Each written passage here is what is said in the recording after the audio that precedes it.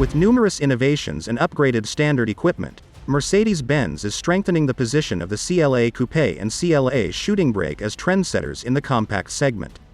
The newly shaped front apron, the revised radiator grille with star pattern and the new rear diffuser sharpen the sporty character.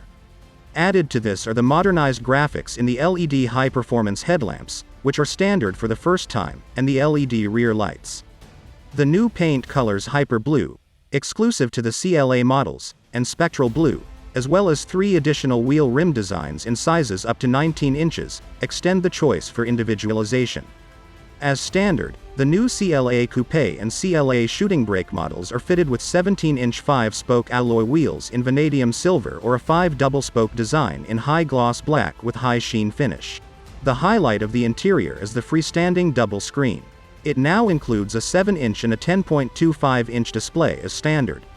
2 10.25-inch displays with a wide screen look are optionally available. They offer a holistic high-tech experience and create an exceptionally open spatial architecture. The steering wheel of the current generation is upholstered in leather nappa as standard.